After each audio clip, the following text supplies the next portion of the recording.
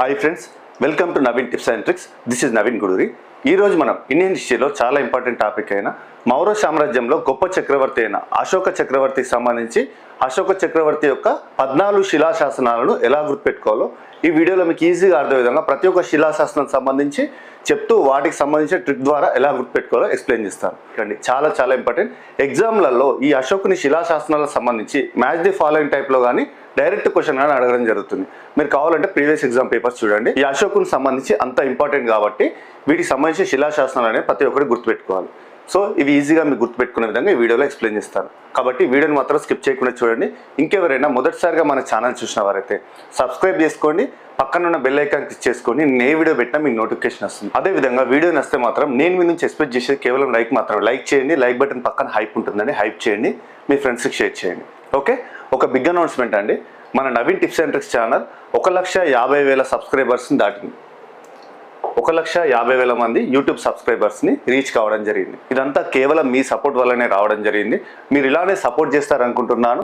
మీకు ఇదే విధంగా ఇంకా మంచి ట్రిక్స్తో ప్రతి ఒక్క టాపిక్ అనేది ఎంత హార్డ్ టాపిక్ అయినా ఈజీగా గుర్తున్న విధంగా ట్రిక్స్ ద్వారా ఎక్స్ప్లెయిన్ చేస్తాను. మీరు ఇలానే సపోర్ట్ చేస్తారని మనస్ఫూర్తిగా కోరుకుంటున్నాను. అదేవిధంగా మన యాప్ డౌన్లోడ్స్ కూడా 50,000 రీచ్ కావడం జరిగింది. అప్లికేషన్ డౌన్లోడ్స్ అనేది 50,000 రీచ్ కావడం జరిగింది. ఇంకెవరైనా మన యాప్ ఇన్స్టాల్ చేసుకున్న వారు ఉంటే యాప్ లింక్ వీడియో కింద డిస్క్రిప్షన్లో పెట్టడం జరుగుతుంది. లేదంటే ప్లే స్టోర్లో నవీన్ టిప్స్ అండ్ ట్రిక్స్ అని టైప్ చేయగానే ఈ లోగోతో మన యాప్ ఉంటుందండి. అలానైనా ఇన్స్టాల్ చేసుకొని మన యాప్ తీసుకోండి. ఇందులో మీకు టోటల్గా ప్రతి ఒక్క సబ్జెక్ట్ సంబంధించి 100% ట్రిక్స్తో 375 పైగా టాపిక్లతో ఈ కోర్సెస్ అనేది ప్రిపేర్ చేయడం జరిగింది. ఇది ఎలాంటి ఎగ్జామ్స్కైనా, ఆంధ్రప్రదేశ్లో నిర్వహించే ఎగ్జామ్స్ కానీ, తెలంగాణలో నిర్వహించే ఎగ్జామ్స్ కానీ, సెంట్రల్ గవర్నమెంట్ జాబ్స్ సంబంధించి కానీ ప్రతి ఎగ్జామ్కి మన కోర్సెస్ అనేది 100% యూస్ఫుల్గా ఉంటాయి. ఒకసారి ఇందులో కోర్స్ చూడండి. ప్రతి ఒక్క కోర్సులో ఫ్రీ వీడియోస్ ఉన్నాయండి. ఫ్రీ వీడియోస్ చూసి నచ్చిన ఉంటే కోర్స్ తీసుకోండి.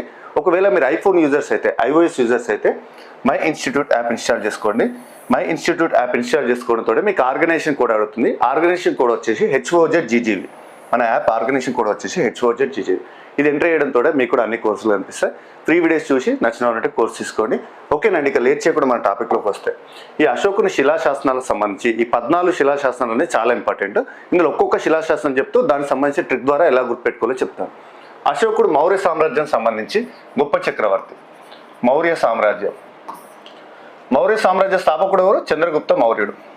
చంద్రగుప్త మౌర్యుడు కొడుకు అశోకుడు. ఓకేనా, అశోకుడు మూడవ చక్రవర్తి అశోకుడు. ఇతను గొప్ప చక్రవర్తి మౌర్య సామ్రాజ్యంలో. చంద్రగుప్త మౌర్యుని మనవాడు. ఓకే, ఇప్పుడు చూడండి ఇతనికి సంబంధించి శిలాశాసన. 1వ శిలాశాసనం సంబంధించి అహింసను గురించి తెలుపుతుంది. అహింస, జీవహింసను చేయకూడదని, జంతు బలులు నిషేధం అని చెప్పేసి ఈ శాసనంలో తెలియజేయడం జరిగింది. మొదటి శాసనం. ఇది ఎలా గుర్తుపెట్టుకో? ఒకటి ఇక్కడ జంతువులకు సంబంధించి ఒంటెలను నరకవద్దు. ఒంటెలను నరకవద్దు. ఇక్కడ జంతు హింస చేయరాదు అని చెప్పేసి గుర్తుపెట్టుకోవాలి. కాబట్టి ఇక్కడ ఒంటె అనే ఇమేజ్ మీకు గుర్తుంటే ఇక్కడ జంతు కదా, జంతు హింస అనేది చేయకూడదని చెప్పేసి, జంతు బలును నిషేధం అని చెప్పేసి తెలియజేశాడు. ఒకటి ఒంటె అని గుర్తు రావడంతో మీకు ఒంటెలను నరకవద్దు అని చెప్పేసి, హింస చేయరాదు అని చెప్పేసి ఈజీగా గుర్తుపెట్టుకోవచ్చు. నెక్స్ట్ రెండో శిలాశాసనం సంబంధించి సంక్షేమం సంబంధించి రహదారుల నిర్మాణం, చెరువుల తవ్వకాలు, మొక్కలు నాటడం వంటి ప్రజా సంక్షేమ కార్యక్రమాలు ఈ 2వ శిలాశాసనంలో తెలపడం జరిగింది. ఇది ఎలా గుర్తుపెట్టుకోవాలి? రహదారుల నిర్మాణం, రోడ్డుకు సంబంధించి కదా రహదారులు ఇవన్నీ. ఇప్పుడు రెండు రహదారుల నిర్మాణం, రెండు అనగానే ఇక్కడ రోడ్డుకు సంబంధించి 2 రహదారి లేదా 2 రోడ్డు అని చెప్పేసి గుర్తుపెట్టుకోండి. 2 రోడ్డు, సిమిలర్ రైమింగ్ వర్డ్స్. లేదంటే 2 రహదారుల నిర్మాణం అంటే సంక్షేమ కార్యక్రమాల్లో భాగంగా ఈ 2వ శిలాశాసనం అనేది ఇలా గుర్తుపెట్టుకోవచ్చు. నెక్స్ట్ 3వది సంబంధించి ఎవరిని గౌరవించాలి? గౌరవం సంబంధించి బ్రాహ్మణులను గౌరవించాలి అని చెప్పేసి సూచించారు. బ్రాహ్మణులను గౌరవించాలని చెప్పేసి 3వ శిలాశాసనం తెలుపుతుంది. ఇది ఎలా గుర్తుపెట్టుకోవాలి? ఇక్కడ చూడండి నామాలు. ఇక్కడ బ్రాహ్మణులు ఖచ్చితంగా బొట్టు పెట్టుకుంటారు కదా, ఎవరైనా పెట్టుకుంటారు హిందువులు. ఇక్కడ బ్రాహ్మణులు ప్రత్యేకంగా బొట్టు పెట్టుకుంటారు కాబట్టి ఇది మనకు గుర్తుండడానికే ఇక్కడ చూడండి బొట్టు. ఇక్కడ 3 అనగానే 3 నామాలు అని చెప్పేసి గుర్తుపెట్టుకో. 3 నామాలు పెట్టేవారిని గౌరవించాలని చెప్పేసి ఈజీగా గుర్తుపెట్టుకోవచ్చు. 3 నామాలు పెట్టేవారిని గౌరవించాలంటే 3 నామాలంటే మనం బ్రాహ్మణులు అని చెప్పేసి ఈజీగా గుర్తుపెట్టుకోవచ్చు. ఇలా మనకు గుర్తుండడం ఇంపార్టెంట్. బ్రాహ్మణులను గౌరవించాలని చెప్పేసి ఇలా లింక్ చేసుకో. నెక్స్ట్ 4వది అహింసా మార్గం. హింసను విడనాడాలి అని చెప్పేసి 4వ శిలాశాసనంలో పేర్కొనడం జరిగింది. హింసను విడనాడాలి. ఎలా గుర్తుపెట్టుకోవాలి? 4 నరకవద్దు. నరకవద్దు, హింసను విడనాడాలి. నరకడం అంటే హింసనే కదా. సో 4 నరకవద్దు అని చెప్పేసి గుర్తుపెట్టుకోవాలి. 4లో నరకవద్దు. 3 నామాలు పెట్టుకున్న వారిని గౌరవించాలి. 3 నామాలు అంటే మనకు బ్రాహ్మణులను గౌరవించాలి అని చెప్పేసి గుర్తొస్తుంది. 4 నరకవద్దు. సో 4 వచ్చేసి హింసను విడనాడాలి. నెక్స్ట్ 5కు సంబంధించి దయ మరియు క్షమాభిక్షకు సంబంధించి అంటే ఏంటి? బానిసల పట్ల దయ చూపాలి. ప్రతి సంవత్సరం పట్టాభిషేకం రోజున ఖైదీలకు క్షమాభిక్ష అనేది పెడతాడు. ఖైదీలకు క్షమాభిక్ష నిర్వహించాలి. ఖైదీలకు క్షమాభిక్ష అనేది పెట్టాలి. దీని ప్రకారం ఎలా గుర్తుపెట్టుకోవాలి? 5 కూడా అనేది మనకు 5కు సంబంధించి క్షమాభిక్ష 5 రకాల క్షమాభిక్షలు పెడతాడు అశోకుడు అని చెప్పేసి గుర్తుపెట్టుకోండి. ఇప్పుడు 5 అంటే దీన్ని మనం పాలిటీతో ఎలా లింక్ చేసుకోవాలంటే ఆర్టికల్ 72 ప్రకారం రాష్ట్రపతికి ఈ అధికారం ఉంది. క్షమాభిక్ష పెట్టే అధికారం రాష్ట్రపతికి ఉంది. ఏ ఆర్టికల్ ప్రకారం? 72 ఆర్టికల్ ప్రకారం రాష్ట్రపతికి క్షమాభిక్ష పెట్టే అధికారం ఉంది. ఇప్పుడు అశోకుడు 5వ శిలాశాసనం క్షమాభిక్షకు సంబంధించి చెప్తున్నాడు. ఇది ఎలా? 7 - 2 72 ఆర్టికల్ ప్రకారం ఈ అధికారం రాష్ట్రపతికి ఉంది. 7 - 2 అంటే ఎంత? 5 వస్తుంది కదా. సో 5 ఏం తెలుపుతుంది మనకు? క్షమాభిక్షకు సంబంధించి తెలుపుతుంది. క్షమాభిక్ష పెట్టాలి. పార్టీతో లింక్ చేసుకుంటే ఈజీగా గుర్తుంది. 72 ఆర్టికల్ రాష్ట్రపతి క్షమాభిక్షకు సంబంధించి. నెక్స్ట్ 6th సమానత్వం అంటే ప్రజలందరూ తన కన్న బిడ్డలని చెప్పేసి వ్యాఖ్యానించాడు.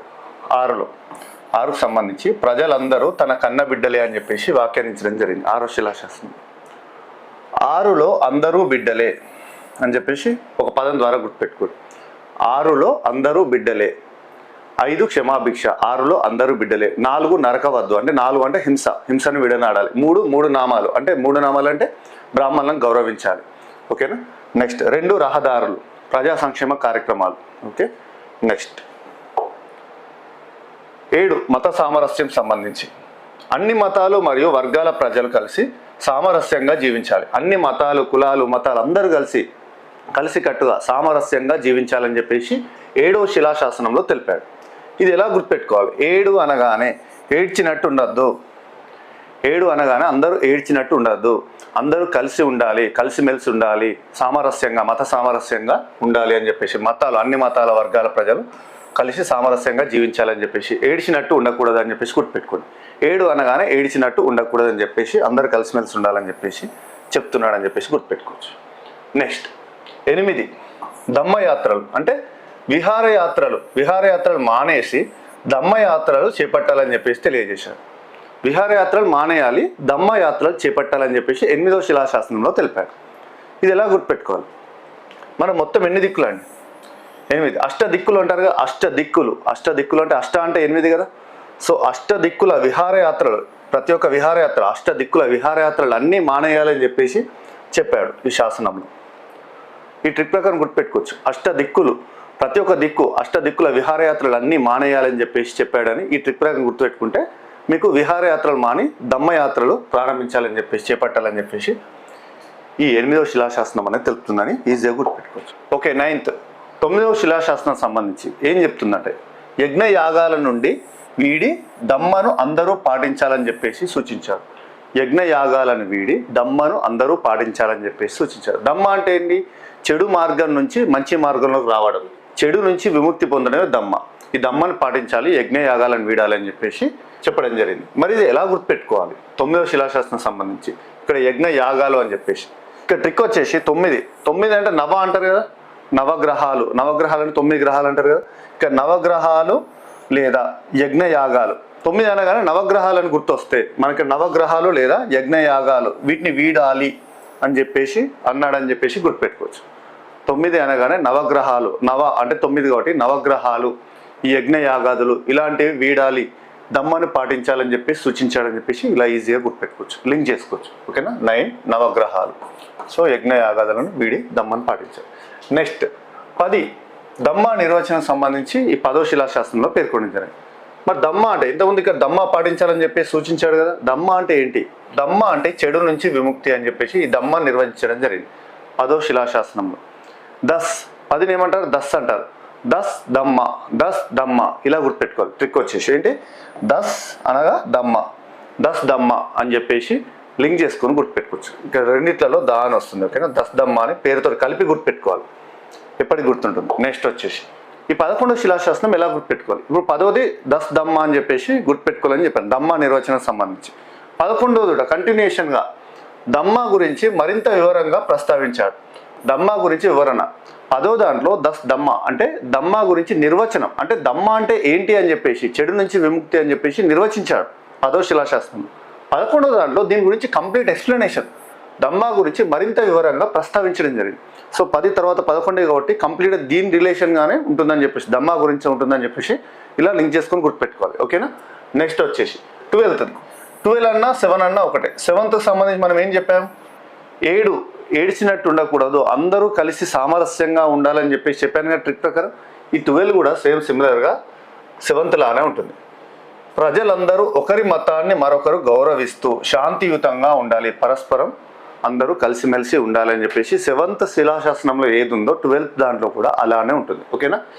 ప్రజలందరూ ఒకరి మతాన్ని ఒకరు గౌరవిస్తూ శాంతియుతంగా ఉండాలి అని చెప్పేసి ఈ 12వ శిలాశాసనం తెలుపుతుంది. ఇక్కడ బ్రాకెట్లో నేను పెట్టాను, సేమ్ 7వ శిలాశాసనం వాళ్ళే గుర్తుపెట్టుకోండి. 7వ శిలాశాసనం గుర్తుంటే 12, 7:12 అని చెప్పేసి గుర్తుపెట్టుకోండి, ఓకే. నెక్స్ట్ రిపీటెడ్గా వస్తుంది, ఇక్కడ 7 అన్నా 12 అన్నా సేమ్ సిమిలర్గా ఉంటుంది.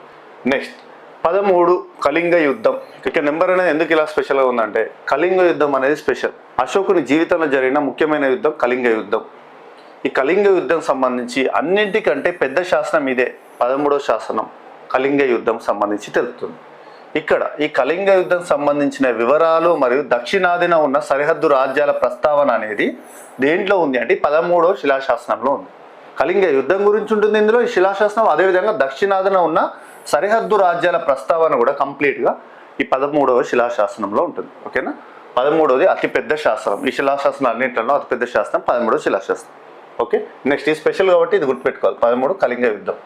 నెక్స్ట్ లాస్ట్ 14వది పై శాసనాలను శిలలపై లిఖించాలని చెప్పేసి. ఇవన్నీ ఇప్పుడు చెప్పిన శాసనాలు అన్నింటినీ లాస్ట్ కాబట్టి లాస్ట్లో చివరిగా ఏం చెప్తారు, ఏది ఆదేశిస్తారు ఎవరైనా కానీ. ఇప్పుడు చెప్పిన శాసనాలన్నీ ఈ 13 శాసనాలన్నీ 14వ శిలాశాసనంలో లిఖించాలని చెప్పేసి ఆర్డర్ వేశాడని చెప్పేసి గుర్తుపెట్టుకోండి.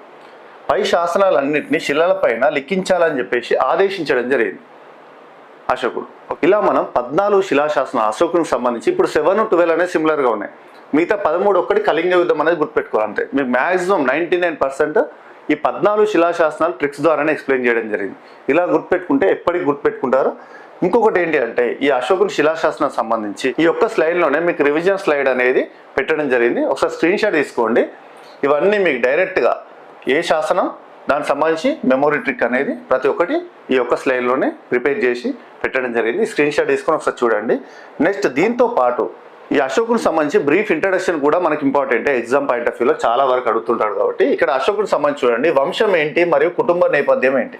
వంశం వచ్చేసి మౌర్య సామ్రాజ్యం అని చెప్పాను, మౌర్య వంశం ఇతనికి సంబంధించి చంద్రగుప్త మౌర్యుడు మౌర్య వంశానికి మొదటి స్థాపకుడు, మౌర్య సామ్రాజ్య స్థాపకుడు చంద్రగుప్త మౌర్యుడు. తర్వాత ఇతని కుమారుడు బిందుసారుడు కుమారుడు అశోకుడు. చంద్రగుప్త మౌర్యుడు, బిందుసారుడు, అశోకుడు, ఓకేనా. బిందుసారుడు కుమారుడు అశోకుడు. నెక్స్ట్ అదేవిధంగా అశోకుని జీవితంలో ముఖ్యమైన ఘట్టం ఏంటి, కళింగ యుద్ధం మరియు అతని బౌద్ధ మత స్వీకరణ. కళింగ యుద్ధం జరిగిన తర్వాత ఇక్కడ 261లో కళింగ యుద్ధం జరిగిన తర్వాత ఈ యుద్ధం సంబంధించిన సంఘటన చూసిన తర్వాత అతని మనసు అనేది చెలించకపోయి అక్కడున్న రక్తపాతం ఇదంతా చూసి అశోకుని మనసు చెలించిపోయి తర్వాత జీవితం మీద అతను ఇంకోసారి యుద్ధం అనేది చేయొద్దని నిర్ణయించుకొని అప్పుడు అతను స్వీకరించిన మతం ఏంటి అంటే బౌద్ధ మతం. కళింగ యుద్ధ విధ్వంసం చూసిన తర్వాత అశోకుడు జీవితం అంతా ఇంత ఘోరమా అని చెప్పేసి ఈ రక్తపాతం ఇదంతా ఏంటి అని చెప్పేసి ఆలోచించి అప్పటి నుంచి యుద్ధం అనేది చేయకుండా అతను శాంతియుతంగా ఉందామని చెప్పేసి బౌద్ధ మతం అనేది స్వీకరించడం జరిగింది. సో అశోకుని మతం ఏంటి అని చెప్పేసి అడుగుతాడు. అశోకుడు స్వీకరించిన మతం ఏంటి అని చెప్పేసి ఎగ్జామ్లో ఎక్కువ శాతం అడుగుతాడు క్వశ్చన్, బౌద్ధ మతం గుర్తుపెట్టుకోండి, ఓకేనా. నెక్స్ట్ వచ్చేసి భారతీయ జాతీయ చిహ్నాల మూలం కూడా అశోకుని సంబంధించే ఉంటుంది. మరి ఏంటి ఆ చిహ్నాలు అంటే సారనాథ్ సింహస్తూపం, ఇది జాతీయ చిహ్నంగా ఉంది. నెక్స్ట్ 24 ఆకుల చక్రం అనేది ఫ్లాగ్లో 24 ఆకుల చక్రం అనేది అశోక చక్రంగా గుర్తింపు పొందాయి. నెక్స్ట్ రాజధాని మరియు బిరుదుకు సంబంధించి పాటలీపుత్ర రాజధానిగా పరిపాలించాడు అశోకుడు. మౌర్య సామ్రాజ్యంలో దేన్ని రాజధానిగా పరిపాలించాడు, దేన్ని చేసుకొని రాజధాని పరిపాలించాడు? పాటలీపుత్రాన్ని రాజధానిగా పరిపాలించాడు అశోకుడు. ఇతనికి గల బిరుదులు ఏంటి అంటే దేవానాం ప్రియ, ప్రియదర్శి. దేవానాం ప్రియ, ప్రియదర్శి అనే 2 బిరుదులు కలవు. దేవానాం ప్రియ, ప్రియదర్శి ఎగ్జామ్లో చాలా వరకు రిపీటెడ్ బిట్ ఇది అశోకుని బిరుదులకు సంబంధించి. క్రింది వాటిలో దేవానాం ప్రియ మరియు ప్రియదర్శి అని ఎవరిని అంటారని చెప్పేసి ఎగ్జామ్లో క్వశ్చన్స్ అడుగుతూ ఉంటాడు అశోకుడు. అశోకుడు స్వీకరించిన మతం ఏంటి? బౌద్ధ మతం. ఓకేనా? ఇలా మనకు అశోక చక్రవర్తికి సంబంధించిన 14 శిలాశాసనాలు ట్రిక్స్ ద్వారా ఎలా గుర్తుపెట్టుకోవాలో చెప్పాను. అదేవిధంగా అశోకునికి సంబంధించిన బ్రీఫ్ ఇంట్రడక్షన్ కూడా ఈ వీడియోలో మీకు డిస్కస్ చేయడం జరిగింది. సో వీడియో నచ్చితే నేను మీకు ఎక్స్పెక్ట్ చేసేది కేవలం లైక్ మాత్రమే. లైక్ చేయండి, మీ ఫ్రెండ్స్కి షేర్ చేయండి. లైక్ బటన్ పక్కన హైప్ ఉంటుందండి, హైప్ చేయండి. అదేవిధంగా ఇంకెవరైనా మొదటిసారిగా మన ఛానల్ చూసిన వారైతే ప్లీజ్ సబ్స్క్రైబ్ చేసుకోండి. సబ్స్క్రైబ్ బటన్ పక్కన బెల్ ఐకాన్ ఉంటుందండి, బెల్ ఐకాన్ క్లిక్ చేసుకోండి. నేను ఏ వీడియో పెట్టినా మీకు నోటిఫికేషన్ వస్తుంది. అదేవిధంగా ఇంకెవరైనా మన యాప్ ఇన్స్టాల్ చేసుకున్నారంటే యాప్ లింక్ వీడియో కింద డిస్క్రిప్షన్లో పెట్టడం జరుగుతుంది. లేదంటే ప్లేస్టోర్లో నవీన్ టిప్స్ అండ్ ట్రిక్స్ అని టైప్ చేయగానే ఈ లోగోతో మన యాప్ ఉంది. అలా నేను ఇన్స్టాల్ చేసుకొని మన యాప్ తీసుకోండి. ఇందులో మీకు టోటల్గా 375 పైగా టాపిక్లు ఉంటాయి. సబ్జెక్ట్ వైజ్గా సెగ్రిగేట్ చేసి మరీ కోర్సెస్ అనేవి ప్రిపేర్ చేయడం జరిగింది. ఇది ఎలాంటి ఎగ్జామ్స్కైనా, ఆంధ్రప్రదేశ్లో నిర్వహించే ఎగ్జామ్స్ కానీ, తెలంగాణలో నిర్వహించే ఎగ్జామ్స్ కానీ, సెంట్రల్ గవర్నమెంట్ జాబ్స్ సంబంధించి కానీ ప్రతి ఎగ్జామ్కి మన కోర్సెస్ అనేది 100% యూస్ఫుల్గా ఉంటాయి. ఒకసారి ఇందులో ఫ్రీ వీడియోస్ చూడండి. ప్రతి ఒక్క కోర్సులో ఫ్రీ వీడియోస్ ఉన్నాయండి, మీకే అర్థమవుతుంది. ఉమ్మడి తెలంగాణ, ఆంధ్రప్రదేశ్లో 100% ట్రిక్స్తో ప్రిపేర్ చేయబడిన ఏకైక app Naveen tips and tricks app. ఇదివరకు ఎప్పుడు మీకు తెలుగు రాష్ట్రాలలో 100% ట్రిక్స్ ఎలాంటి యాప్ లేదు, కేవలం Naveen tips and tricks app మాత్రం ఉంది. ఇందులో వీడియోస్ చూడండి, మీకే అర్థమవుతుంది. ఒకవేళ మీరు ఐఫోన్ యూజర్స్ అయితే, iOS యూజర్స్ అయితే మై ఇన్స్టిట్యూట్ యాప్ ఇన్స్టాల్ చేసుకోండి. ఈ యాప్ ఇన్స్టాల్ చేసుకోవడంతో మీకు ఆర్గనైజేషన్ కోడ్ అని అడుగుతుంది. మన Naveen tips and tricks organization code వచ్చేసి HOZGGV. ఇది ఎంటర్ చేయడంతో మీకు కూడా అన్ని కోర్సులు కనిపిస్తాయి. నెక్స్ట్ వీడియోలో కలుద్దామండి. Thank you friends, thank you for watching.